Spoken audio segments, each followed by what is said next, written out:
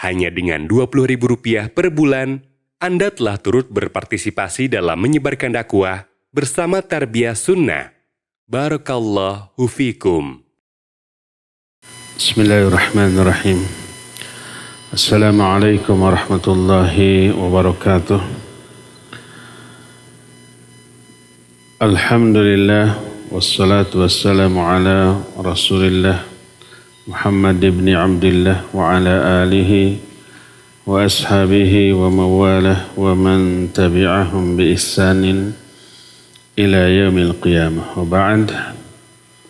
Jamaah sekalian, hadirin jamaah Masjid Agung Al-Ukhwah Bandung yang Allah muliakan, kita kembali berjumpa.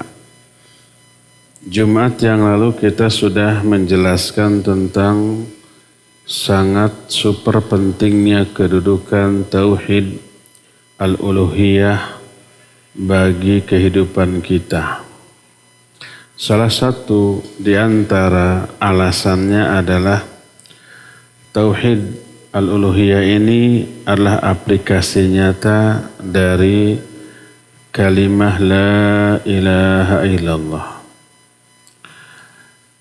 Di dalam kalimah La ilaha illallah atau yang disebut dengan kalimatut tauhid terkandung banyak keutamaan yang tidak terkandung di dalam kalimah-kalimah lain. Kalimah inilah yang menjadi jalan keselamatan hidup dunia ataupun akhirat. Karena kalimah ini seseorang bisa selamat dari api neraka, dan mengabaikan kalimah ini atau menyimpang dari kalimatut tauhid sehingga terjerumus ke dalam syirik atau kufur bisa menyebabkan langgeng abadi di dalam neraka selama-lamanya. Kalimah ini menyebabkan timbangan amal kebaikan menjadi berat, dan inilah kalimah yang menjadi inti dari perjanjian yang Allah tetapkan bersama para rasul. Sebagaimana surah Az-Zukhruf ayat 45 Allah menyatakan, was'al man arsalna min qablika min rusulina aja'alna min dunir rahmani alihatan yu'badun. Tanyakan olehmu kepada orang yang telah kami utus dari kalangan para rasul sebelum engkau, apakah kami menjadikan sesembahan-sesembahan lain yang layak disembah selain Allah? Ini menunjukkan satu-satunya sesembahan adalah Allah Azza wa Jalla, dan ini inti dari kalimatut tauhid. Karena kalimatut tauhid inilah tercipta langit dan bumi, tercipta kehidupan, tercipta surga dan neraka. Karena tanpa kalimah La ilaha illallah maka tak akan ada kebahagiaan di dalam kehidupan seluruh makhluk. Apa saja keutamaan dari kalimatut tauhid? Pertama, kalimatut tauhid adalah seagung-agung nikmat yang Allah berikan kepada hamba-hambanya. Oleh karena itu, dalam surah An-Nahl, mulai ayat 2, Allah Azza wa Jalla menjelaskan 10 macam nikmat yang Allah turunkan kepada manusia. Disebut termasuk penciptaan langit dan bumi. Ini kenikmatan yang sangat besar. Dan ternyata nikmat yang pertama kali disebut oleh Allah Azza wa Jalla adalah La ilaha illallah. Hidayah untuk meyakini isi kalimat La ilaha illallah memahaminya, mengaplikasikannya. Itu nikmat yang pertama Allah sebut. Sebelum menyebut nikmat-nikmat lain dalam surah An-Nahl. Nama lain dari surah An-Nahl adalah Suratun Ni'am. Allah berfirman dalam An-Nahl ayat yang kedua, yunazzilul malaikata birruh min amrihi ala man yasha'u min ibadihi an anziru annahu la ilaha illa ana fa'budun atau fattaqun. Kata Allah, Allah lah yang telah menurunkan para malaikat disertai dengan ruh. Yang dimaksud di sini adalah malaikat Jibril. Min amrihi, dari perintah Allah. Ala man yasha'u min ibadih, kepada orang-orang yang kami kehendaki dari kalangan hamba-hamba Allah. Apa yang Allah turunkan kepada para malaikat untuk disampaikan kepada hamba-hamba pilihan Allah, yaitu para nabi. An anziru, berikan peringatan kepada manusia bahwa tidak ada sesembahan yang hak selain aku, maka bertakwalah kalian kepadaku. Ini nikmat pertama yang disebut. Lalu setelah itu disebut nikmat lain. Allah yang menciptakan langit dan bumi dan seterusnya. Dan disebutnya la ilaha illallah sebagai nikmat pertama sebelum menyebut nikmat-nikmat yang lainnya, menunjukkan keutamaan la ilaha illallah. Ini yang pertama. Kedua, la ilaha illallah itu memiliki banyak sebutan, banyak istilah. Satu sebutan, satu istilah minimal mengandung satu makna yang agung. Sehingga banyaknya istilah untuk la ilaha illallah menunjukkan banyaknya nilai-nilai keagungan yang terdapat di dalam kalimat ini. Contohnya Allah umpamanya punya banyak nama yang disebut al-asma'ul husna. Satu nama minimal mengandung satu makna yang di dalamnya terkandung kesempurnaan dari sifat Allah. Allah Ar-Rahman, Allah Ar-Rahim, Allah Ar-Razzaq, Allah Al-Jabbar, Al-Malik, Al-Qudus, dan seterusnya. Jadi di dalam nama-nama Allah terkandung sifat. Dan nama Allah banyak, tak terhitung. Lebih dari 99 nama. Yang tak ada seorang pun yang tahu berapa jumlah dari nama Allah kecuali Allah. Sebagaimana hadis sahih, awista'tharta bihi fi ilmil ghaibi alladhi indak, atau aku menyebut nama-nama yang hanya engkau saja yang tahu nama itu dalam ilmu ghaib yang ada di sisimu. Selain Allah enggak tahu. Menunjukkan banyak sekali nama Allah. Otomatis sifat yang terkandung dalam nama itu juga banyak. Dan ini mengisyaratkan keagungan Allah yang tak terbatas, tak tersamai oleh makhluk manapun. Jadi biasanya sesuatu yang agung punya banyak nama. Termasuk la ilaha illallah. Punya banyak sebutan. Disebut kalimat tauhid karena kalimat ini mengesahkan Allah dalam peribadatan. Ada lagi sebutan lain, al-urwatul wuthqa, tali Allah yang kuat. Itu la ilaha illallah. Sebagaimana firman Allah dalam Al-Quran surah Al-Baqarah ayat 256, "Faman yakfur bit-taghut wa yu'min billah faqad istamsaka bil urwatil wuthqa." Kalimat sebelumnya la ikraha fiddin, tidak ada paksaan dalam agama. Faman yakfur bit-taghut, siapa orang yang kufur kepada taghut, ini la ilaha. Wa yu'min billah, dan iman kepada Allah, yakni illallah. faqad istamsaka bil urwatil wuthqa, orang itu berarti telah berpegang teguh kepada al urwatul wuthqa. Secara bahasa makna dari al urwatul wuthqa adalah tali yang sangat kuat, lang fisamalah, tak akan pernah lepas selamanya. Berkata para ulama ahli tafsir di antara Sa'id bin Jubair, Imam Ad-Dhahhak dan yang lain-lain, yang dimaksud dengan al-urwatul wuthqa ini adalah kalimah la ilaha illallah. Siapa orang yang kufur kepada tagut, tagut artinya segala sesuatu yang disembah selain Allah dan dia ridha disembah, itu tagut. Dengan syarat dia ridha disembah. Kalau disembah oleh manusia tapi enggak ridha bukan tagut. Malaikat disembah tapi mereka enggak ridha.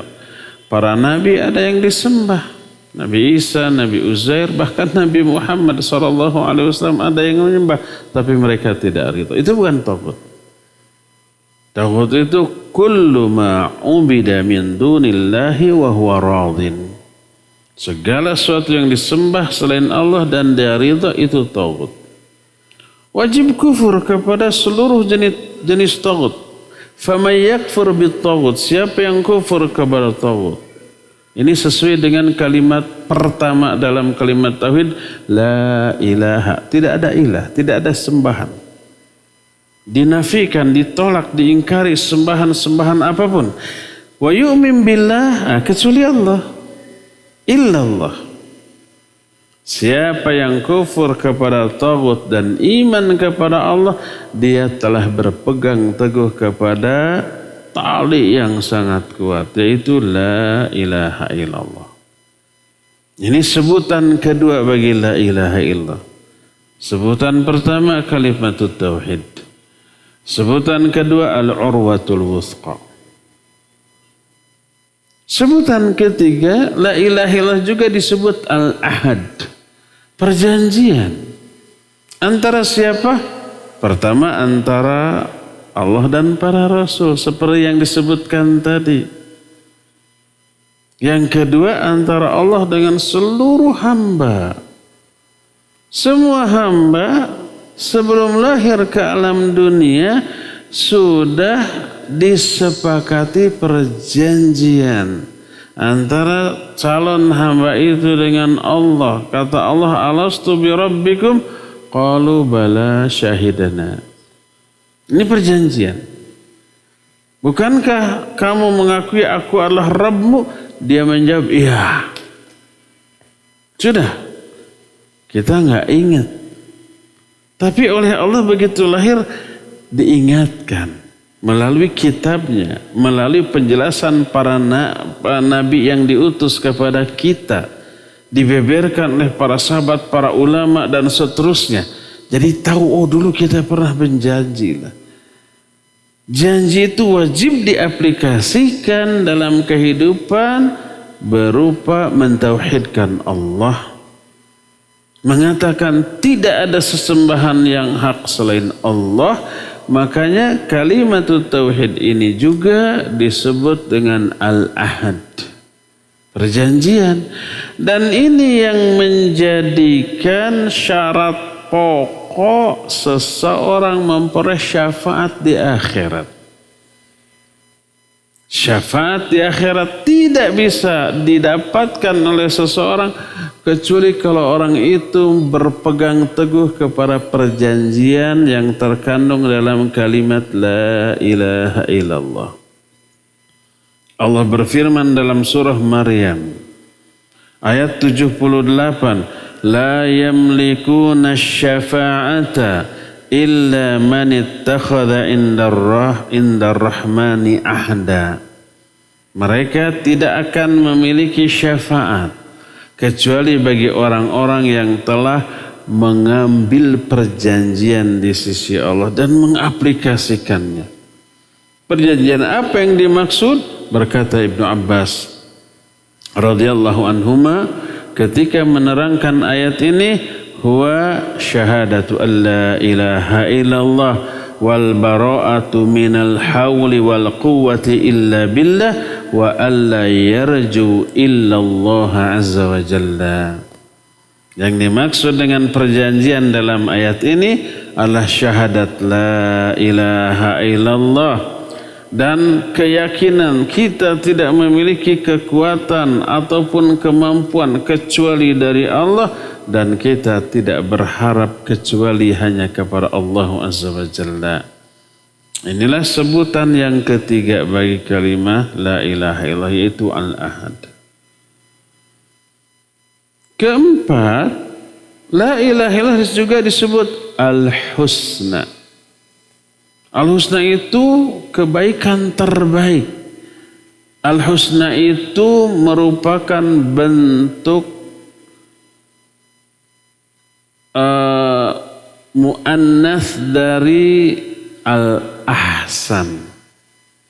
Kalau al-hasan baik, itu mudzakkar, mu'annasnya hasanah.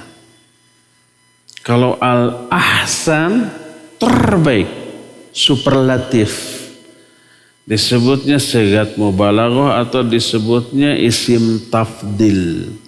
Bahasa kita superlatif yang memberi makna ter. Al-ahsan terbaik. Untuk mu'annasnya al-husna. Sebaik-baik kebaikan. Dan itu adalah kalimat tauhid. Sebagaimana ketika para ulama ahli tafsir menerangkan sebuah ayat yang terdapat dalam satu surat yang saya yakin mayoritas di sini sudah hafal. Kalau ada yang enggak hafal, kebangetan. Allah berfirman, fa amma man a'ta wattaqa wasaddaqa bil husna fasanuyassiruhu lil yusra. Kata Allah, fa amma man a'ta, adapun orang yang suka memberi, enggak pelit, wattaqa, dan dia juga bertakwa, wasaddaqa bil husna, dan membenarkan al husna, percaya meyakini isi kandungan al husna dan mengaplikasikannya dalam kehidupan, fasanuyassiruhu lil yusra, kami akan tunjukkan kepada dia jalan-jalan kemudahan dunia akhirat. Kalau kita ingin dipermudah dari seluruh urusan hidup, ini kiatnya. Yang mengatur seluruh jalan kehidupan kita kan Allah. Allah bisa mempersulit kehidupan kita, bisa mempermudah kehidupan kita.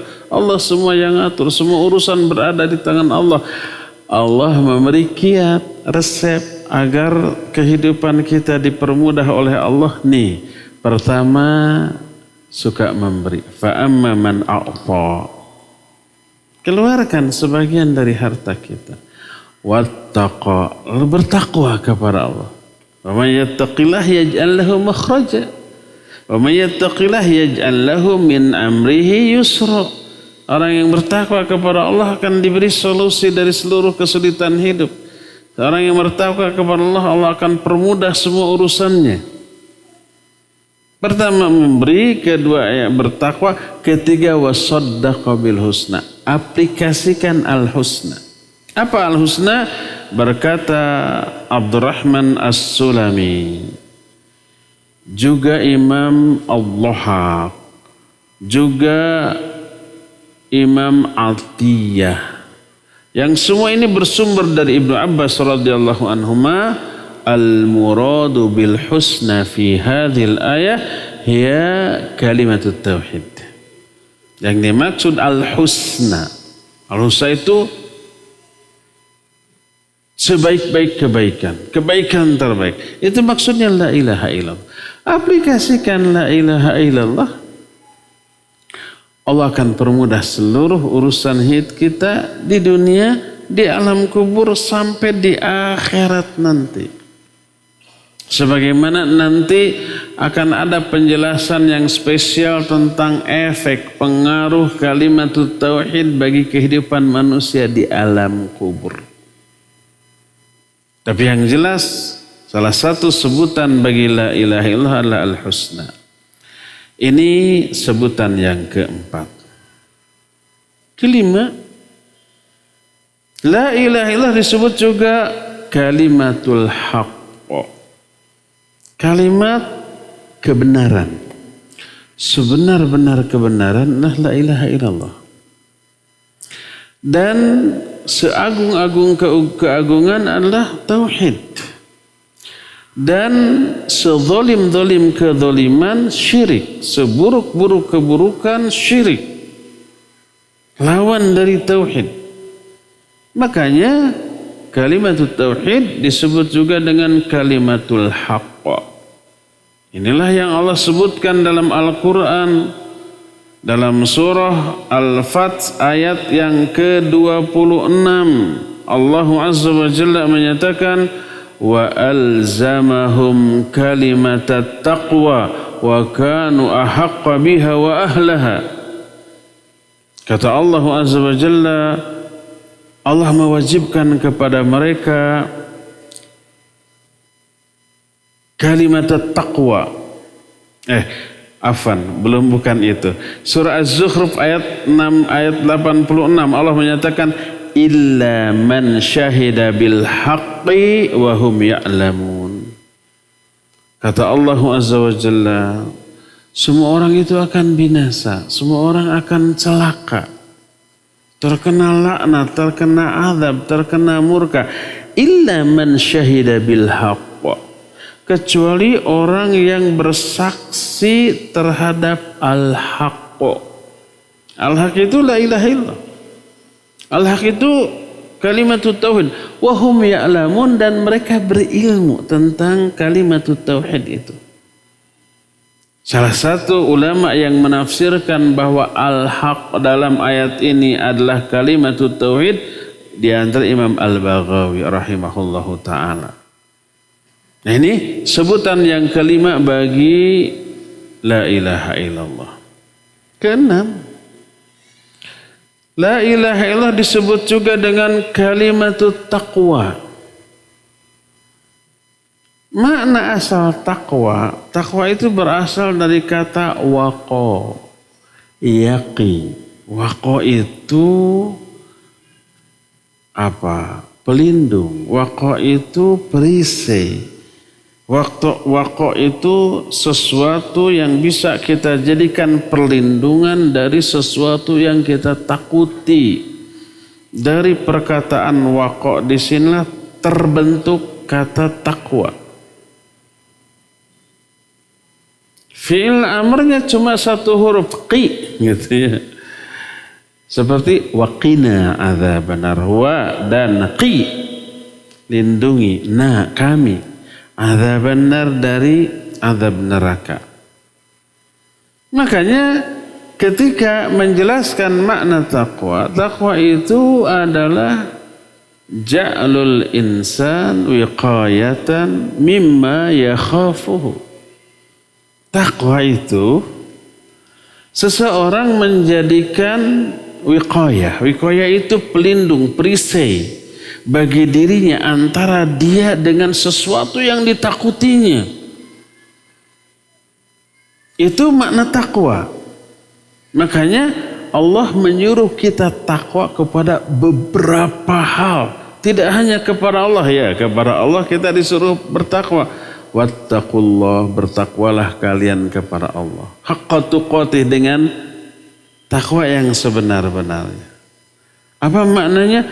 Maknanya buat perisai, buat penyelamat, pelindung antara kita dengan murka dan azab Allah. Perisainya bukan besi, perisainya bukan baja, nggak akan bisa melindungi kita dari azab Allah. Perisainya adalah ketaatan. Perisainya adalah melaksanakan perintahnya, jauhi larangannya. Itu yang bisa menyelamatkan kita. Makanya banyak ulama mendefinisikan takwa dengan makna imtithalu awamirih wajtinabu nawahi. Melaksanakan semua perintah, menjauhi semua larangannya. Sebenarnya itu wujud ketakwaan. Kalau orang bertakwa kepada Allah, semua perintah dilaksanakan, semua larangan dijauhi. Itu wujud ketakwaan. Tapi makna takwa artinya seseorang menjadikan tameng antara dia dengan sesuatu yang ditakutinya. Nah, bertakwa kepada Allah bikin tameng agar tidak terkena murka azab Allah. Apa tamengnya? Ketaatan. Allah juga menyuruh kita bertakwa kepada neraka. Fattaqun nar. Fa in lam taf'alu wa lan taf'alu fattaqun nar. Kalau kamu tidak bisa bikin seperti Quran walaupun hanya seayat, dan kamu tidak akan bisa, fattaqun nar, maka bertakwalah kamu kepada neraka. Artinya bikin perlindungan antara kita dengan neraka, jangan sampai terkena. Apa tamengnya, perlindungannya? Ketaatan kepada Allah. Bahkan kepada dunia, kepada wanita juga kita disuruh bertakwa. Fattaqud dunya wattaqun nisa fa inna awwala fitnatin ala bani Israel kanat fin nisa. Bertakwalah kamu kepada dunia dan bertakwalah kamu kepada para wanita, karena awal fitnah yang menimpa Bani Israel adalah tentang para wanita. Kita juga disuruh bertakwa kepada dunia dan kepada wanita. Apa maknanya? Bukan mengikuti mereka, taat patuh kepada mereka, bukan. Itu nggak melindungi kita. Tapi lindungi kita dari fitnah dunia, dari fitnah wanita. Bikin tameng tuh, jangan sampai terfitnah dunia, terfitnah, kena fitnah wanita, kena fitnah dunia. Apa tamengnya? Taat kepada Allah. Ketika bermuamalah dengan dunia, ketika bermuamalah dengan para wanita, tamengnya itu diantaranya ghadul basar. Qul lil mu'minin yaghuddu min absarihim. Jangan berkhalwat, jangan berikhtilat dan yang sejenisnya.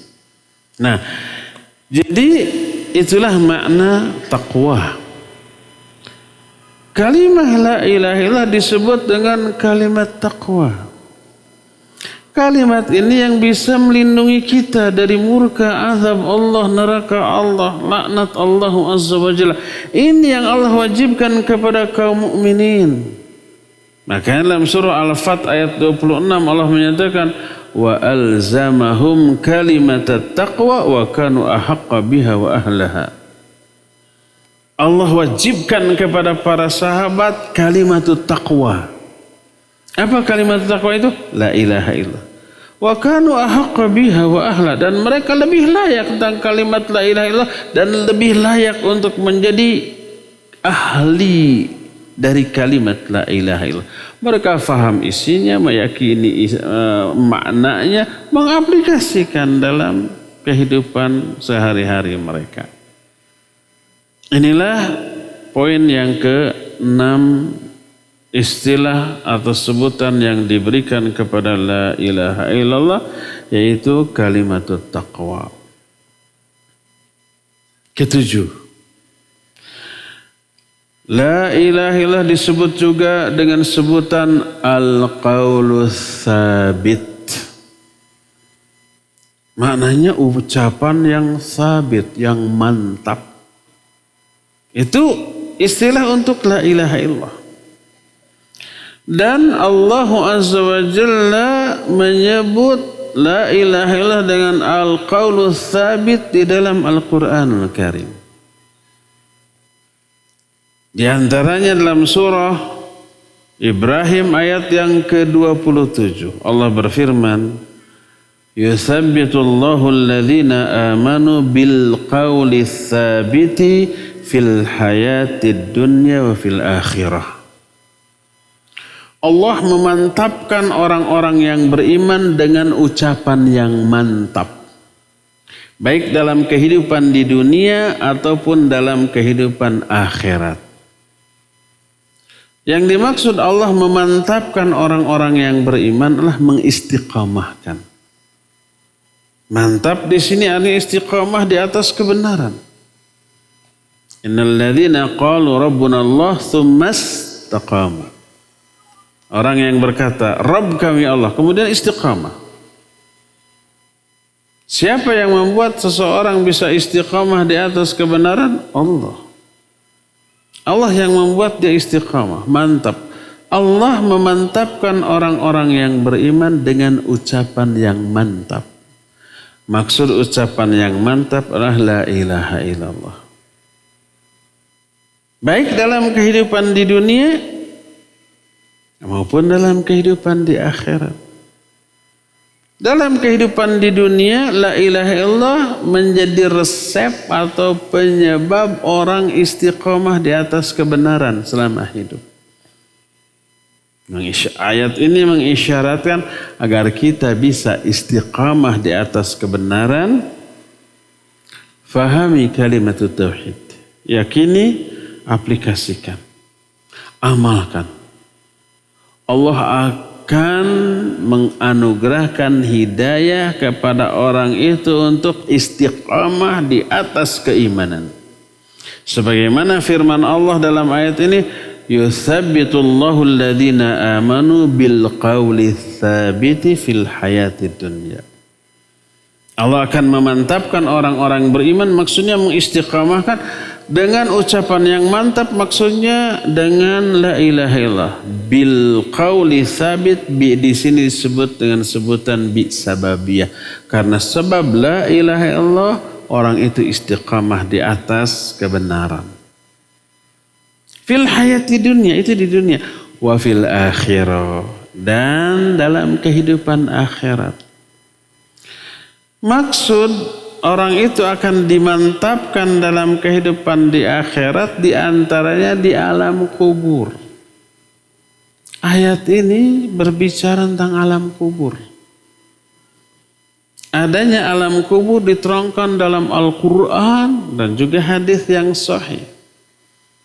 Hadisnya itu lebih dari 45 hadis dengan lafaz yang berbeda-beda, keseluruhannya sahih, yang menyebabkan hadis itu atau hadis tentang alam kubur sampai pada derajat mutawatir maknawi. Apalagi dikukuhkan dengan ayat. Mana ayat tentang alam kubur? Di antara ini Ibrahim 27. Allah mantapkan orang-orang beriman dengan ucapan mantap. Dalam kehidupan di dunia diistiqamahkan, dalam kehidupan akhirat di alam kubur dia mampu menjawab pertanyaan munkar nakir di alam kubur. Siapa yang mengaitkan ayat ini dengan pertanyaan di alam kubur? Nabi SAW. Dalam Sahihain Bukhari dan Muslim, sebuah hadis dari Al-Barra bin Azib radhiyallahu anhuma, itu ketika Nabi SAW dan para sahabat selesai menguburkan jenazah bangsa Ansor, beliau duduk. Tidak menduduki kuburan pasti karena nggak boleh. Para sahabat juga duduk. Mereka itu tertunduk, menundukkan kepalanya. Nabi SAW mengambil sebatang ranting lalu ditancap-tancapkan ke tanah sambil berkata, Ista'idhu billahi min adzabil qabr. 3 kali. Mintalah kalian perlindungan kepada Allah dari azab kubur. Para sahabat lalu berkata, Na'udzu billahi min adzabil qabr. 3 kali juga. Lalu Nabi SAW menceritakan perjalanan ruh sejak ketika akan dicabut dari jasadnya, baik yang mukmin ataupun yang kafir, yang taat ataupun yang maksiat, yang soleh ataupun yang salah. Kalau seorang mukmin ketika saat kematiannya tiba, turun malaikat rahmat dari langit. Wajah mereka cerah, membawa kafan dari surga, wewangian dari surga. Lalu mereka duduk di sekitar orang mukmin yang akan mati ini dengan radius sejauh mata memandang, menunjukkan banyak. thumma yaji'uhu malakul maut alaihi salam. Lalu datanglah malakul maut alaihi salam, fajalasa inda ra'sihi, lalu malakul maut itu duduk di samping kepala orang mukmin yang akan mati ini, lalu berkata, ya ayyatuhan nafsut thayyibah, wahai jiwa yang baik. Dalam riwayat lain, ya ayyatuhan nafsul mutmainnah, wahai jiwa yang tenang, keluarlah kamu menuju rahmat dan keridhaan Allah. Keluarlah secara lancar, diambil oleh malakul maut, diestafetkan kepada malaikat yang ada di dekatnya, lalu ditaruh di atas kain kafan yang diambil dari surga, ditaburi wewangian dari surga, menyebar wewangiannya kemana-mana, diangkat ke langit. Terus kita tidak akan menceritakan lebih detail lagi karena itu hadis panjang, bisa habis waktu untuk itu aja. Pokoknya gitu. Nah, sampai tiba ke langit ketujuh, lalu Allah menyatakan kembalikan dia ke jasadnya di alam kubur. Di alam kubur. Lalu dimasukkan kembali ke jasadnya di alam kubur. Bukan di kuburan, di alam kubur. Harus dibedakan antara kuburan dengan alam kubur. Kuburan mah alam nyata, alam kubur mah alam gaib. Kuburan mah kita yang bikin, kita kan yang ngegali. Bisa dirubah, bisa dipindah, bisa diapa-apakan, bisa. Itu kuburan. Alam kubur mah alam gaib. Disebut alam barzakh. Disebut barzakh artinya pemisah karena alam itu memisahkan antara dunia dengan akhirat. Disebut alam kubur karena umumnya manusia ini umumnya ketika mati dikubur. Maka disebut alam kubur, padahal hakikatnya alam barzakh. Oleh karena itu setiap orang yang mati masuk ke alam barzakh, baik dikuburkan jasadnya ataupun tidak. Ada orang mati jasadnya tidak dikubur? Banyak. Mungkin dikremasi, mungkin diawetkan jadi mumi, mungkin dimakan oleh binatang buas, terbakar, meledak kemana-mana, nggak dikuburkan, bahkan banyak ya. Walaupun nggak dikuburkan tetap masuk alam barzakh atau dengan kata lain alam kubur. Nah, kembali ke hadis tadi. Orang mukmin ruhnya dimasukkan kembali ke jasadnya di alam kubur, maka bangkitlah dia. Hidup lagi.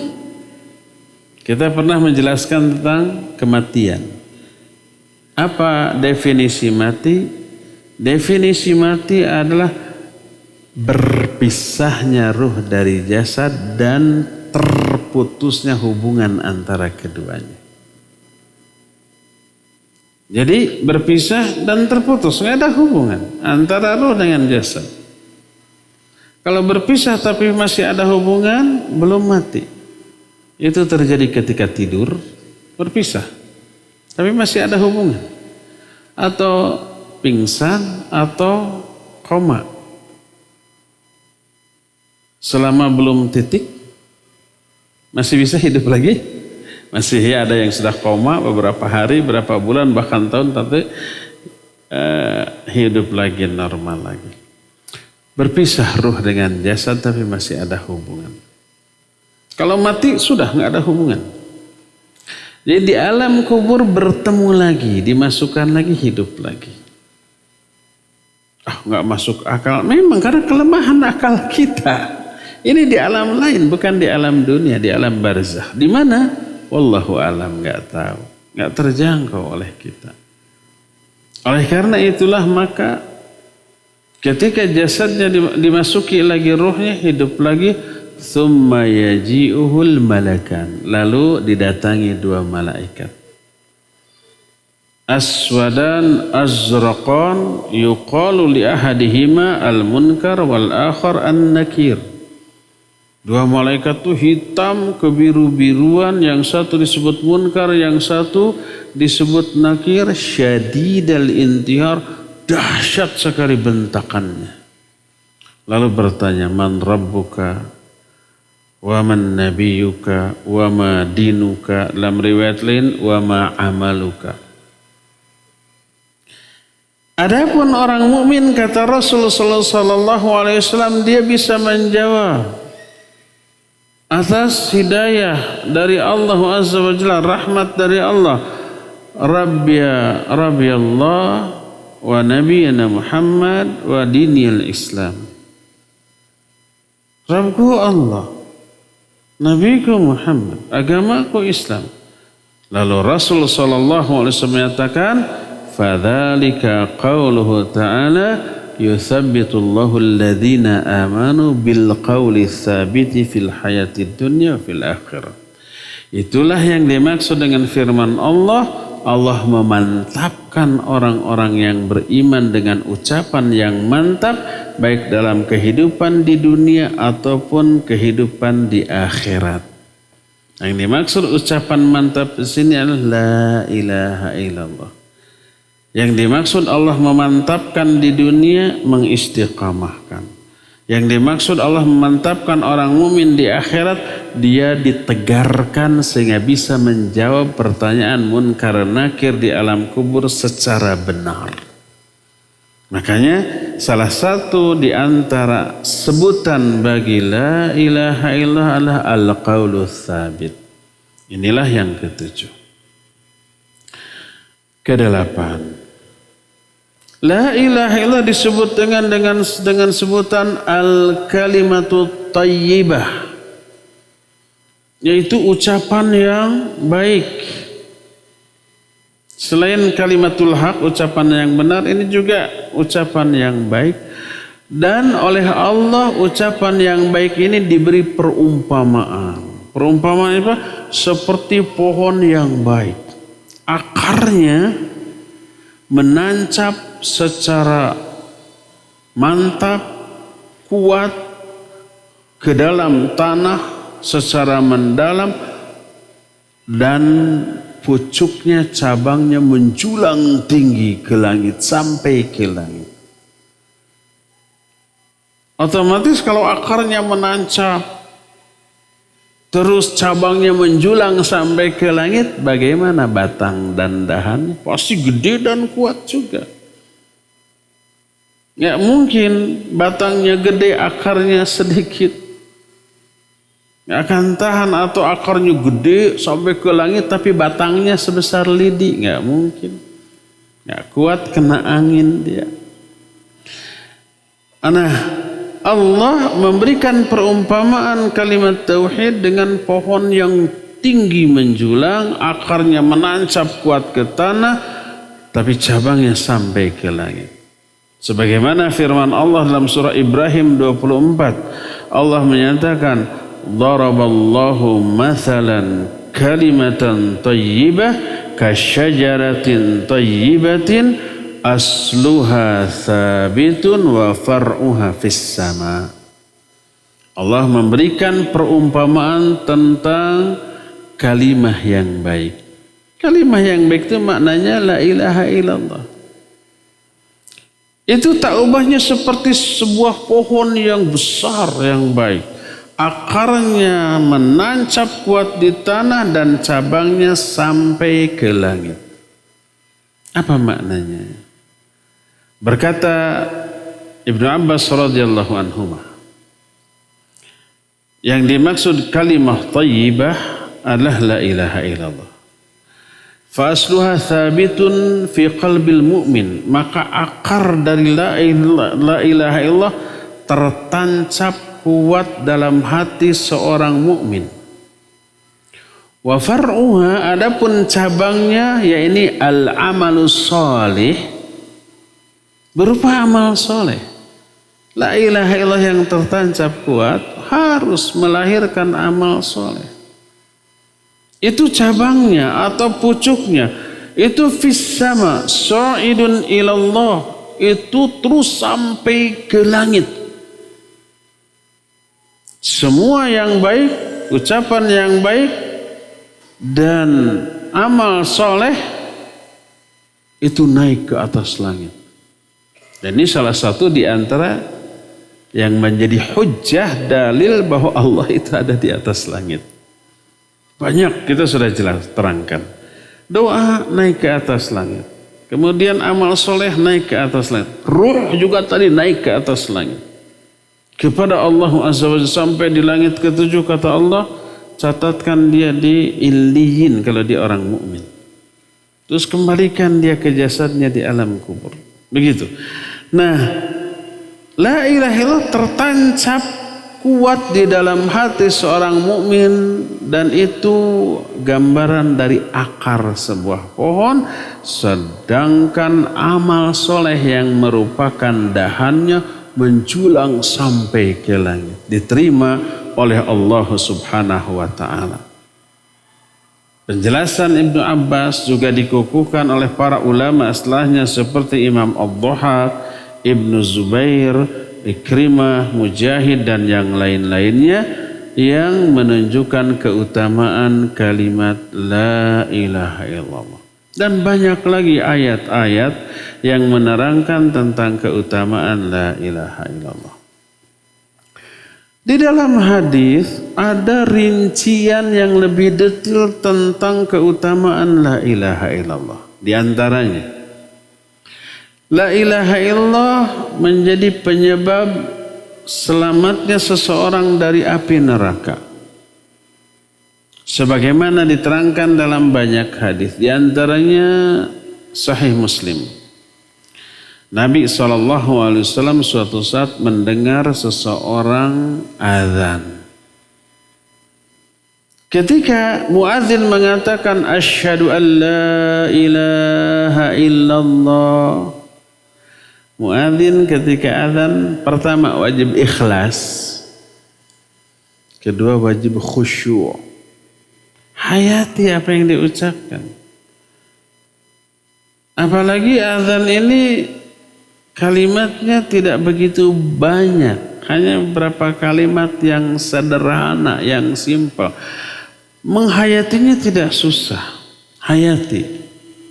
Ketika orang itu mengatakan asyhadu an la ilaha illallah, berkata Rasulullah sallallahu alaihi wasallam, kharajta minan nar bihadhil kalimah. Kamu keluar dari api neraka dengan kalimat ini. Maknanya adalah kamu selamat dari api neraka dengan kalimat ini. Abdullah bin As-Samit radhiyallahu an berkata, sami'tu Rasul sallallahu alaihi wa alihi wasallam yaqul, man syahida an la ilaha illallah wa anna Muhammadar Rasulullah harramallahu alaihi an-nar. Aku mendengar Nabi alaihi salatu wasallam bersabda, siapa yang bersaksi bahwa tidak ada ilah, tidak ada sesembahan yang hak selain Allah, dan bersaksi bahwa Muhammad adalah utusan Allah, Allah haramkan atas orang itu api neraka. Termasuk di dalam hadis tentang syafaat. Hadis ini panjang. Salah satu penggalan kalimat dalam hadis ini, akhriju minan nar man qala la ilaha illallah wa kana fi qalbihi mithqala dzarratin min iman. Orang sudah masuk ke dalam neraka karena dosa-dosanya, lalu Allah menyatakan keluarkan dari api neraka setiap orang yang mengatakan la ilaha illallah dan di dalam hatinya ada keimanan walaupun sekecil debu. Tapi ada walaupun sekecil debu, dan iman yang kecil sekecil debu pasti iman yang lemah. Kalau imannya lemah memberikan motivasi ibadah amal soleh yang lemah pula untuk ibadah berat ya. Iman yang kecil sekecil debu mengakibatkan daya tahan terhadap godaan itu juga lemah, mudah tergoda, terjerumus ke dalam dosa dan maksiat. Akhirnya dia ahlul kabair, ahli maksiat, banyak melakukan dosa besar. Baik dosa besarnya karena mengabaikan kewajiban ataupun melanggar yang diharamkan, masuk ke dalam neraka. Kata Allah, keluarkan dari neraka. Orang yang di dalam orang yang mengatakan la ilaha illallah dan ada iman walaupun sekecil debu. Dzarrah itu bahasa kitanya atom. Atom mungkin lebih kecil daripada debu ya. Debu bisa kelihatan walaupun kecil. Atom enggak. Atom bagian terkecil dari suatu unsur. Saking kecilnya enggak kelihatan. Sekecil itu ada iman dalam diri seorang dikeluarkan dari api neraka. Ini termasuk salah satu di antara keutamaan kalimat tauhid la ilaha illallah. Di dalam hadis lain, salah satu di antara keutamaan dari kalimat tauhid itu menjadi penyebab orang itu masuk surga. Sebagaimana sabda Nabi alaihi salatu wasallam dalam sebuah hadis yang sahih diriwayatkan oleh Imam Bukhari, berkata Rasulullah sallallahu alaihi wasallam, "Asyhadu an la ilaha illallah wa anni Rasulullah la yalqallaha bihima 'abdun ghaira syakin fihima illa dakhalal jannah." Kata Rasulullah sallallahu alaihi wasallam, perkataan asyhadu an la ilaha illallah wa anni Rasulullah, dua kalimat syahadat. Tidaklah seorang hamba kelak berjumpa dengan Allah dengan membawa dua kalimat syahadat ini tanpa ada keraguan sedikit pun tentang isinya, kecuali dia akan masuk ke dalam surga. Tak heran apabila la ilaha illallah merupakan seutama-utama zikir. Dibanding kalimah lain, dibanding alhamdulillah, Allahu akbar, astaghfirullahaladzim, subhanallah, la haula wa la quwwata illa billah. Itu zikir-zikir yang bagus. Tapi zikir yang paling afdal adalah la ilaha illallah. Berkata Nabi SAW, afdalu zikri la ilaha illallah. Seutama-utama zikir adalah la ilaha illallah. Sehingga diterangkan juga dalam salah satu hadis yang hasan diriwayatkan oleh Imam At-Tirmidzi, berkata Rasulullah sallallahu alaihi wasallam, afdalu ma qultuhu ana wan nabiyyuna min qabli la ilaha illallah. Seutama-utama ucapan yang aku katakan dan yang dikatakan oleh nabi-nabi sebelumku adalah la ilaha illallah. Tadi sudah diisyaratkan la ilaha illallah ini membuat mizan atau timbangan amal kebaikan kita di akhirat menjadi amat sangat berat. Banyak hadis yang menerangkan tentang hal ini. Enteng mengucapkannya cuma la ilaha illallah. Tapi efeknya timbangan amal kebaikan kita menjadi sangat-sangat berat. Kalau ada timbangan real, segede apapun gak akan bisa menimbang beratnya efek dari la ilaha illallah. Beratnya langit dan bumi juga kalah. Langit dan bumi berat apa tidak? Ya berat, gede banget. Saking berat dan gedenya gak ada timbangan yang layak untuk menimbangnya. Beratnya luar biasa langit dan bumi. Kalimah la ilaha illallah lebih berat lagi daripada 7 lapis langit, 7 lapis bumi. Sebagaimana diterangkan dalam beberapa hadis, di antaranya dalam Musnad Ahmad, hadis diterima dari Abdullah bin Amr radhiyallahu anhuma, Nabi alaihi salatu wasallam menerangkan bahwa Nuh alaihi salatu wasallam berwasiat kepada anak-anaknya sebelum beliau meninggal. Apa isi wasiatnya? Berkata Nuh, amuruka bila ilaha illallah fa inna as-samawati as-sab'a wal ardina as-sab'a law wudi'at fi kifatin wa wudi'at la ilaha illallah fi kifatin la rajahat bihinna la ilaha illallah. Kata Nabi Nuh alaihissalatu wassalam, aku perintahkan kamu tentang la ilaha illallah. Fahami la ilaha illallah, yakini isinya, aplikasikan. Dan salah satu aplikasinya yang jelas tidak menyembah siapapun atau apapun selain Allah. Hanya Allah yang disembah, yang diibadati. Karena sungguhnya langit dan yang 7 dan bumi yang 7. 7 lapis langit, 7 lapis bumi. Bila diletakkan di sebuah daun timbangan dan kalimah la ilaha illallah diletakkan di daun timbangan yang lainnya. Timbangan kan ada 2 daun atau apa istilahnya? Tempat nyimpen barang yang ditimbang satu ya, yang satunya lagi tempat menyimpan batu timbangannya. Nah itu tempatnya apa? Daunnya. Anggaplah daun timbangan. Mau kertas, mau kardus, terserah. Seandainya langit yang 7, bumi yang 7 disimpan di sebuah daun timbangan. Dan la ilaha illallah disimpan di daun timbangan yang lain, niscaya timbangan akan lebih berat kepada la ilaha illallah. Apa maknanya?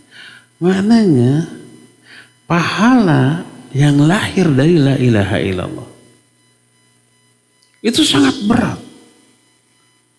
Melebihi beratnya langit dan bumi. Bayangkan apabila dosa kita. Dosa kita sebesar apa? Apakah dosa kita menyamai besarnya langit dan bumi? Andai ya dosa kita sebesar langit dan bumi, ketika ditimbang dengan pahala yang lahir dari la ilaha illallah, itu akan lebih berat kepada pahala la ilaha illallah. Kenalah kita dengan ayat فَأَمَّا مَنْ ثَقُلَتْ مَوَازِينُهُ فَهُوَ فِي عِيشَةٍ رَاضِيَةٍ. Adapun orang yang lebih berat kepada timbangan amal baik, dosanya ada tapi lebih ringan, lebih berat ke amal baik, fahuwa fi isyatir radiyah, dia akan berada dalam kehidupan yang bahagia, ridho, senang, langsung ke surga, tidak akan ke neraka. Terus dosa-dosanya gimana? Bukankah dosa sekecil apapun ada balasannya? Dosanya terhapus oleh kebaikannya. Innal hasanati yudhibnas sayyi'at. Kebaikan itu menghapus kesalahan.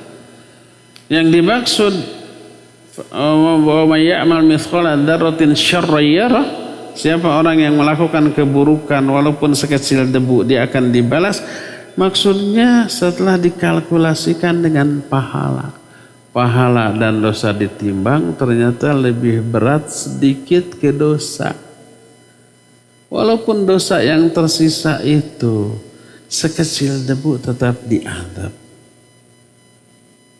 Tapi kalau umpamanya dosanya lebih ringan, pahalanya lebih berat, maka dosa yang lebih ringan itu terhapus oleh sebagian pahalanya.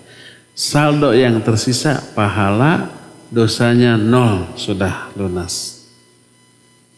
Nah, saldo yang tersisa baik pahala ataupun dosa ini yang akan dibalas. Pahala akan dibalas dengan kebaikan, dosa akan dibalas dengan azab. Diterangkan lagi dalam hadis riwayat At-Tirmidzi, An-Nasa'i dan Imam Ahmad dari Abdullah bin Amr bin As radhiyallahu anhuma. Dia berkata, aku mendengar Rasul sallallahu alaihi wasallam bersabda, Innallaha sayukhlisu rajulan min ummati ala ru'usil khalaiqi yaumal qiyamah. Fa yansharu alaihi tis'atan wa tis'ina sijila. Kullu sijlin mithla muddal basar. Thumma yaqul atunkiru min hadha syai'a. Kata Rasul SAW, Allah ingin membebaskan salah seorang laki-laki dari kalangan umatku di hadapan seluruh makhluk pada hari kiamat. Dipanggil laki-laki itu. Lalu dibentangkan 99 jilid buku. Satu jilidnya sebesar sejauh mata memandang, besar. Dan itu berisi daftar dosa, maksiat, kesalahan dia. Bayangkan.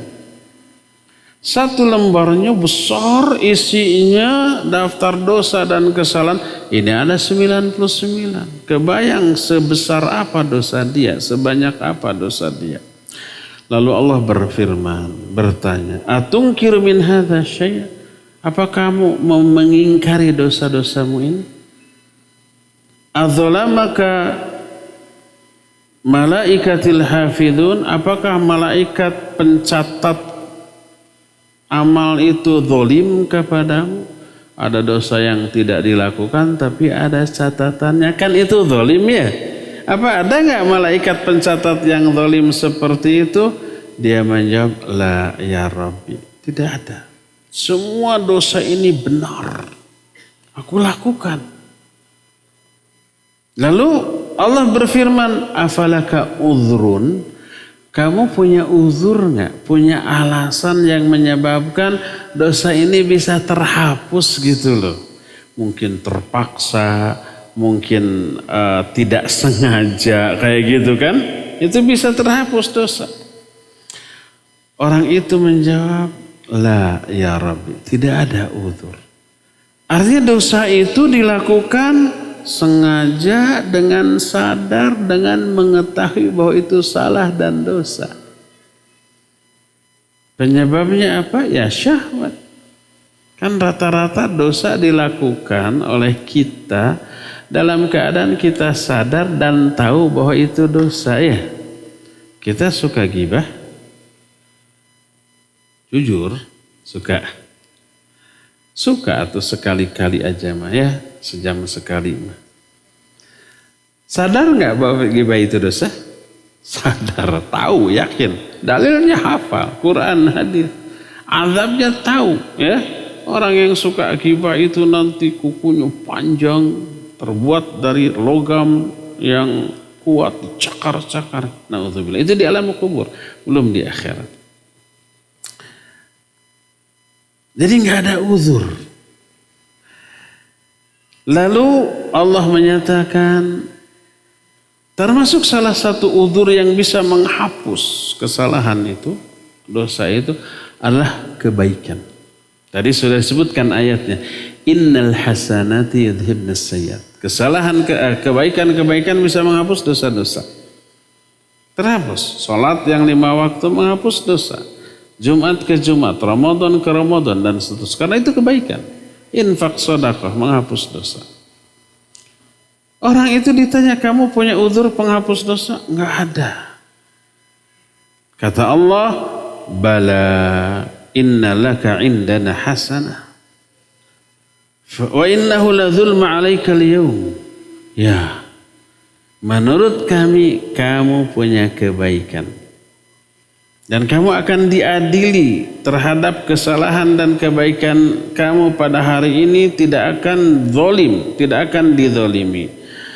Fayukhraju bitaqah fiha asyhadu an la ilaha illallah. Dikeluarkanlah bitaqah. Bitaqah itu kartu. Kartu pasti kecil dan tipis. Di dalamnya ada tulisan la ilaha illallah wa asyhadu anna Muhammadan abduhu wa rasuluh.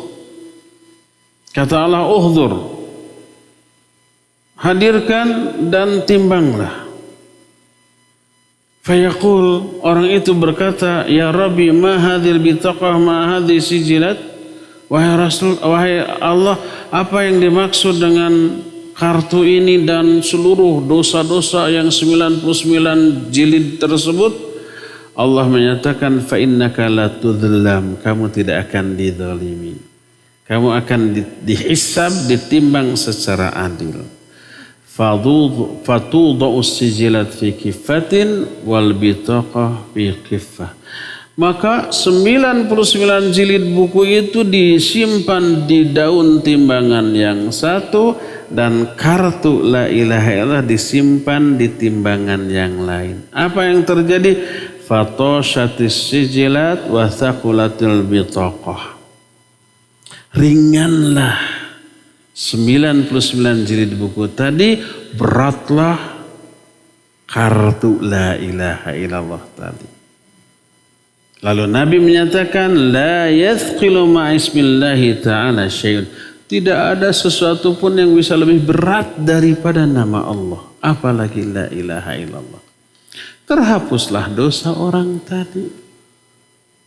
Lalu dia tidak diazab dan dimasukkan ke dalam surga. Itu salah satu di antara keutamaan dari la ilaha illallah. Dan banyak lagi keutamaan dari la ilaha illallah yang lain-lainnya. Tapi apa yang diterangkan tadi lebih dari cukup bagi kita tentang keutamaan la ilaha illallah. Timbul pertanyaan. Kita kan selalu tiap hari la ilaha illallah, bebas dong.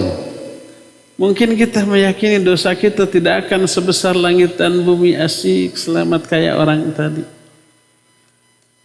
Apakah betul begitu? Kita jawab iya.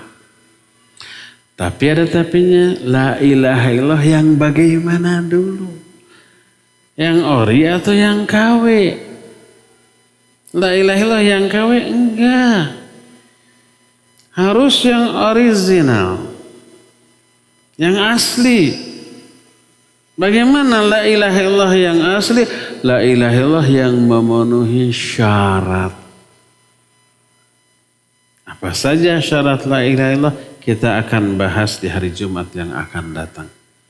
Syarat la ilaha illallah yang menyebabkan seluruh keutamaan yang diterangkan tadi bisa kita raih. Tanpa terpenuhi syarat itu, keutamaan yang tadi dijanjikan nggak akan kita peroleh ya. Untuk sore hari ini cukup sampai di sini dan kita masuki sesi tanya jawab. Wassallallahu ala nabiyina Muhammadin wa ala alihi wasallam. Baik. Qadarullahu masyafa'al. Radio dan TV Roja ada trouble putus koneksi sehingga tidak bisa langsung. Tapi TV lain, Niaga, Rabbani dan yang lain-lain masih menyiarkan. Kita sekarang tanya jawab dengan jamaah aja yang ada di sini dan sudah ada beberapa kertas pertanyaan ya. Saya punya usaha jasa WO, Wedding Organizer ya. Dulu WOT walk out. Saya punya jasa WO yang belum syar'i. Apakah jika saya membantu pernikahan pasangan menikah dengan prosesi tidak syar'i, saya ikut mendapatkan dosa? Iya, kalau ada dosa dalam prosesi itu, ta'awun alal itsmi wal udwan, dan itu tidak boleh. Wala ta'awanu alal itsmi wal udwan. Kalau ada dosa penyimpangan dalam prosesi itu, ya kita kebagian dosa. Hasilnya gimana? Hasilnya haram. Kalau sebuah pekerjaan secara syar'i diharamkan, hasilnya juga haram. Hadis riwayat Imam Al-Baihaqi dengan sanad yang sahih menyatakan, innallaha idza harrama syai'an harrama thamanah. Sesungguhnya Allah apabila mengharamkan sesuatu, haram juga hasil dari sesuatu itu.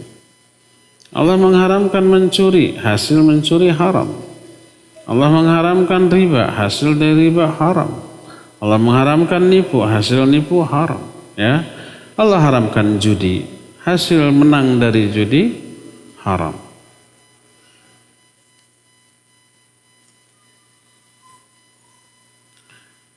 Apakah boleh kita menonton konten seseorang di YouTube yang telah tobat dari pedukunan, dukun santet, dan sekarang beliau beralih profesi jadi mengobati seseorang yang kena santet? Ya, mempelajari sesuatu tergantung niat atau tujuan. Selama cara mempelajarinya itu tidak menjerumuskan kita ke dalam hal yang terlarang. Seperti sihir. Kita ingin tahu bagaimana sihir itu bisa kena lalu kita mempelajari dan mempraktekkan. Nggak boleh, karena dalam prakteknya ada unsur penyimpangan, syirik. Tapi sekedar tahu, melihat, boleh. Sebagaimana Imam Syafi'i rahimahullah, ketika beliau ditanya, apakah ahli sihir atau dukun itu murtad, kufur, keluar dari Islam atau tidak, beliau menyatakan, arini sihrak, perlihatkan dulu praktek sihirmu. Diperlihatkan. Kalau dalam prakteknya ada hal yang menyebabkan dia murtad, bisa murtad. Tapi kalau sekedar trik, tipu-tipuan yang tidak mengandung unsur yang menyebabkan murtad keluar dari Islam, maka tidak murtad, tapi berdosa besar karena menipu.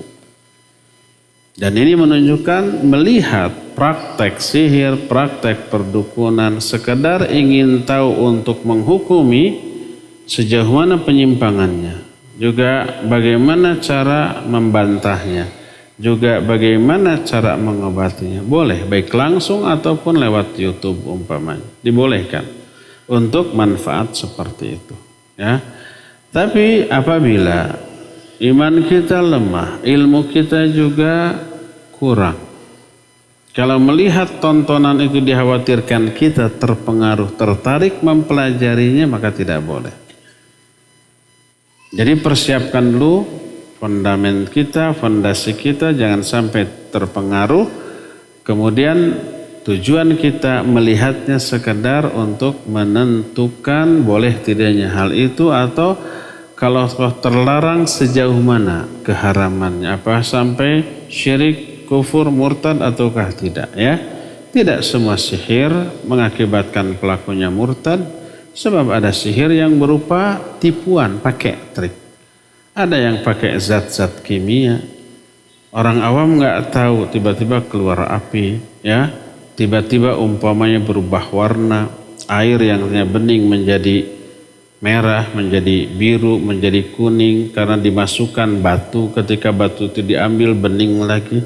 Itu tipuan, trik yang menggunakan zat-zat kimia tertentu, dan siapapun bisa asal tahu triknya dan punya bahannya, ditambah latihan dan acting, ya. Orang awam, orang yang kurang pendidikan kagum, wah ini benar-benar sakti mandraguna, akhirnya berobat jutaan, ya. Penyakit matuh, dukun lintuh. Penyakitnya tetap tidak sembuh-sembuh, si dukunnya menjadi lintuh-lintuh tuh, subur, ya.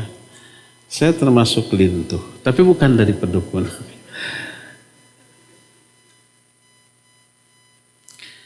Jika tempat bekerja di Jakarta dan setiap akhir pekan pulang ke Bandung, apakah selama di Jakarta masih boleh menjamak qasar setiap hari?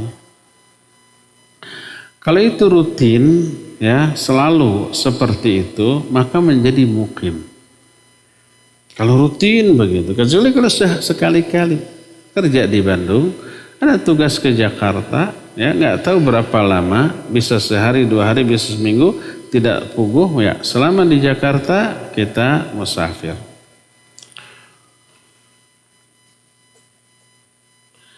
Jika masjid di sekitar rumah tinggal imamnya masih ada praktek bid'ah dalam sholat, apa bisa menggugurkan kewajiban datang sholat ke masjid? Tidak, kita tetap wajib ke masjid dan tetap berjamaah dengan imam walaupun dia melakukan kebid'ahan di dalam sholatnya. Kesalahan dia, tanggung jawab dia. Kita dapat pahala ketaatannya. Kita kurang toleransi gimana ya?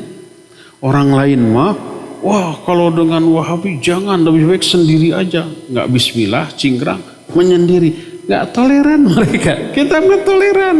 Imam kunut, ayo gitu ya. Imam ada kebedaan, tetap kita wajib sholat di belakangnya gitu. Kurang toleran gimana? Tapi anehnya kita dituduh intoleran. Mereka mengaku sangat toleran. Nggak ngaca ya. Kita pernah membubarkan pengajian orang lain? Enggak, orang lain bubarkan.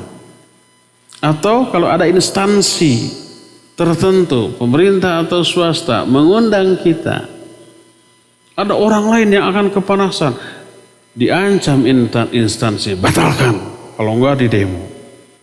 Kita pernah begitu? Enggak. Dibatalkan sering, saya sering dibatalkan. Ustadz bisa ngisi di saya, kangen nih di instansi saya kepada Anda. Wah siap insya Allah. Sore hari ba'da asar.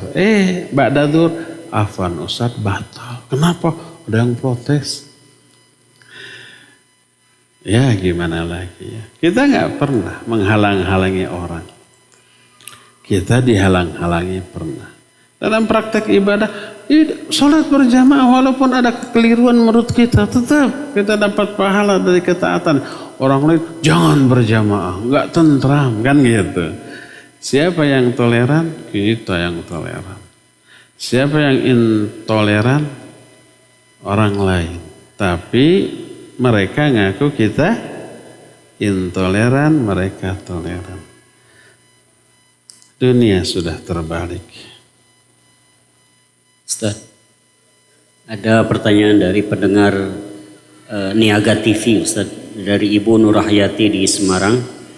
Ustaz mau tanya, kalau dengar azan, muadzin mengucapkan asyhadu an la ilaha illallah, yang mendengarkan mengucapkan apa? Tayyib, barakallahu fiik. Berkata Nabi SAW, "Idza sami'tumun nida faqulu misla ma yaqulul muadzin." Kalau kalian mendengar azan, katakan oleh kalian seperti yang dikatakan oleh muadzin. Ketika muadzin Allahu Akbar, kita juga takbir, Allahu Akbar, Allah. Asyhadu an la ilaha illallah, kita juga begitu. Kecuali ketika muadzin mengatakan hayya 'alas shalah, hayya 'alal falah, kita jawab dengan la haula wala quwwata illa billah. Jadi pertanyaan asyhadu an la ilaha illallah ya? Ya. Jadi kita jawab asyhadu an la ilaha illallah. Yang beda hanya hayya 'alas shalah dan hayya 'alal falah, kita jawab dengan la haula wala quwwata illa billah.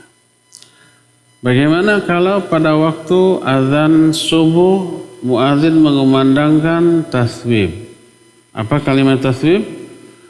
As-salatu khairum minan naum. Salat itu lebih baik daripada tidur.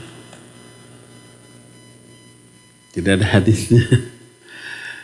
Gimana itu? Serahkan kepada para mujtahid. Jangan ijtihad sendiri. Jangan nyari-nyari, nggak ada hadis sahih juga, yang palsu pun nggak apa-apa. Daripada bikin hadis sendiri, ya bikin sendiri jangan, pakai hadis sendiri jangan, pakai hadis palsu juga jangan. Akhirnya ketemu satu jawaban dalam hadis yang la astalahu, yaitu ketika imam mengucapkan as-salatu khairu minan naum, dijawab dengan sadaqata wa bararta wa ana ala dzalika minasyahidin. Hadisnya ada. Dalam Ihya Ulumuddin ada. Susunan Al-Ghazali rahimahullahu ta'ala. Tapi Imam Al-Iraqi, Al-Hafidh Al-Iraqi, salah seorang ulama ahli hadis, telah mentakhrij hadis-hadis dalam kitab Ihya Ulumuddin, dalam kitab Takhriju Ahadithil Ihya. Beliau menyatakan hadis ini la aslalahu, tidak ada asal, tidak ada dari Nabi SAW. Terus gimana tuh menjawab as-salatu khairu minan naum? Para ulama terbagi kepada dua pendapat. Pendapat pertama, kembali ke hadis tadi, ucapkan olehmu seperti yang diucapkan oleh muadzin. Yaitu as-salatu khairum minan naum. Ini pendapat yang pertama. Dan ini pendapat jumhur ulama. Pendapat yang kedua, salah satunya dipegang oleh Syekh Abdurrahman As-Sa'di rahimahullahu ta'ala. Beliau menyatakan ini dikiaskan kepada hayya 'alas shalah, hayya 'alal falah. Karena ini termasuk yang semakna dengan hayya 'alas shalah, hayya 'alal falah. As-shalatu khairum minan naum dikiaskan ke sini sehingga jawabannya la haula wala quwwata illa billah. Dua-duanya ini bersumber dari mujtahid. Para ulama ahli ijtihad boleh ambil salah satunya. Kalau saya lebih cenderung kepada yang pertama, yaitu ucapkan seperti yang diucapkan oleh muadzin, yaitu as-salatu khairum minan naum. Yaitu ada ijtihadnya para ulama. Adapun shadaqta wa bararta wa ana ala dzalika minasyahidin, itu la aslalahu, tidak ada asalnya. Wallahu a'lam bishawab. Terakhir ya. Bismillah, Ustaz saya mau tanya, kalau sholat subuh harus kunut enggak ya? Ustaz sendiri kunut enggak? Saya tidak pernah sholat subuh sendirian. Selalu berjamaah. Kadang jadi imam, suka. Kadang jadi makmum, lebih sering jadi makmum. Kalau di antara jamaah ada orang yang lebih bagus bacaannya dari saya nggak berani maju. Walaupun itu anak kecil, masih jomblo, masih bujang, belum laku. Kalau saya sudah laku, baru satu. Ada yang jomblo nih, tapi dia hafid. Saya suruh dia imam. Kalau umpamanya sudah qomat, dua klik, nggak ada imam yang maju, ada yang berani tapi lebih buruk dari saya. Lebih baik saya yang maju. Nah, ketika subuh saya pernah jadi imam. Kunutnya enggak. Itu kalau pernah. Kenapa? Karena Nabi dan para sahabat juga tidak kunut subuh. Sebagaimana sebuah hadis sahih. Hadis ini juga dinukil oleh Imam Ibnu Hajar dalam kitab Bulughul Maram. Seorang anak tabi'in bertanya kepada bapaknya. Bapaknya sahabat. Ya abati, qad shalaita khalfa Rasulillah sallallahu alaihi wasallam wa Abu Bakrin wa Umar wa Uthman wa Ali. Afakanu yaqnutuna fi salatil fajr? Wahai bapakku, engkau sudah sholat di belakang Nabi sallallahu alaihi wasallam, Abu Bakar, Umar, Uthman dan Ali. 30 tahun tuh. Setelah Nabi wafat diganti oleh Abu Bakar. Abu Bakar 2 tahun jadi khalifah. Beliau wafat diganti oleh Uthman, diganti oleh Umar, diganti oleh Uthman, diganti oleh Ali. 30 tahun. Apakah mereka semua kunut? Tidak. Kata bapaknya, ya bunaya hiya muhdatsatun. Hei anakku, kunut itu perkara yang diada-adakan. Dulu Nabi dan Khulafaur Rasyidin tidak. Dan hadis ini sahih. Di Nabi dan Khulafaur Rasyidin tidak. Makanya ditanyakan oleh sang anak, kok sekarang ada yang kunut nih? Ditanya ke bapak, dulu kunut enggak Nabi dan Khulafaur Rasyidin selama lebih dari 30 tahun? Beliau bilang enggak. Itu perkara baru, dulu enggak ada. Nah, berdasarkan hal ini, saya pribadi tidak kunut. Adapun Imam Syafi'i rahimahullah menyatakan sunnah kunut. Ada dalilnya? Ada. Yaitu ketika ada 70 sahabat yang dibantai, dibunuh, Nabi SAW kunut di setiap sholat. Sebulan. Zuhur, asar, maghrib, isya, subuh, terus. Setelah sebulan turun teguran. Akhirnya beliau berhenti kunut. Lalu di akhir hadis itu, illa fi sholatil fajr kana yaqnutu hatta faraqad dunya. Kecuali pada waktu salat subuh, beliau tetap kunut sampai meninggal dunia. Hadis ini yang dipegang oleh Imam Syafi'i rahimahullah tentang sunnahnya kunut subuh. Bertolak belakang dengan hadis tadi? Iya. Hadis ini sahih, hadis ini dhaif sanadnya. Diterangkan kedhaifannya oleh para ulama. Berkata Syekh Waliullah Ad-Dahlawi rahimahullah, hadis sahih bahwa kunut subuh itu perkara yang diada-adakan tidak sampai kepada Imam Syafi'i. Karena hadis saat itu kan menyebar. Imam Syafi'i lahir tahun 150 Hijriah. Meninggal tahun 200 atau 201 Hijriah. Saat itu hadis belum terkodifikasi, belum terkumpulkan, tertulis dalam kitab. Belum ada Imam Bukhari, Muslim belum ada. Menyebar di kepala orang. Hadis ini nggak sampai. Bukan kata saya, kepada para ulama, kata para ulama, di antara Syekh Waliullah Ad-Dahlawi. Buktinya tidak sampai, nggak ada dalam kitab kitab Ar-Risalah, kitab Fiqh Imam Syafi'i, tidak ada. Kalau ada pasti dicantumkan. Maka dipastikan tidak sampai. Lalu beliau menyatakan, kalau hadis ini sampai kepada Imam Syafi'i, pasti beliau akan mengambil hadis ini dan meninggalkan hadis itu. Makanya Imam Al-Baghawi menyatakan tidak kunut subuh termasuk madhab Syafi'i. Kenapa? Karena Imam Syafi'i menyatakan in sahhatil hadis fahuwa madhabi. Kalau satu hadis sahih itu madhabku. Beliau juga menyatakan idza wajadtum hadisan sahihan yukhalifu ma qultu. Kalau kamu mendapatkan satu hadis yang sahih yang bertolak belakang dengan ucapanku, maka ambil hadis itu dan tinggalkan ucapanku. Makanya salah seorang ulama menyatakan tidak kunut subuh termasuk madhab Syafi'i. Karena Imam Syafi'i menyatakan kalau suatu hadis sahih itu madhabku. Kalau kamu menemukan hadis sahih bertolak belakang dengan ucapanku, tinggalkan ucapan, ambil hadis yang sahih. Nah, berdasarkan hal itulah maka saya pribadi tidak kunut. Terus gimana pandangan saya kepada imam-imam yang kunut? Imam yang kunut beramal dengan ilmu yang sampai kepadanya. Ilmu keterangan hadis yang sampai kepadanya mensunahkan kunut subuh lalu diamalkan. Salah apa tidak? Tidak salah, karena apa? Dia beramal dengan ilmunya.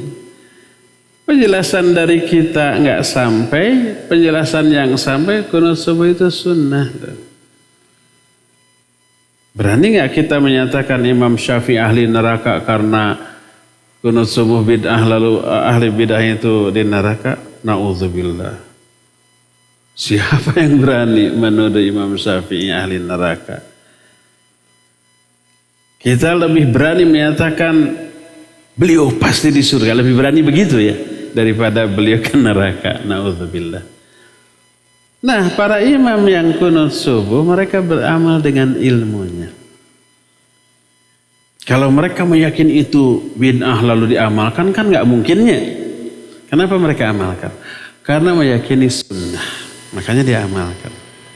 Kalau meyakini sunnah berdasarkan ilmu mereka, berarti mereka mengamalkan ilmunya. Salah apa tidak? Nggak boleh kita vonis salah. Dalam amalan kita mungkin realitanya ada kebidahan, tapi kita nggak tahu. Ilmu yang sampai kepada kita ini sunnah, padahal mungkin ada kebidahan. Tapi kan kita nggak mungkin melakukan sesuatu tanpa ilmu. Yang kita tahu ilmunya begini, kita amalkan. Salah kita? Nggak salah.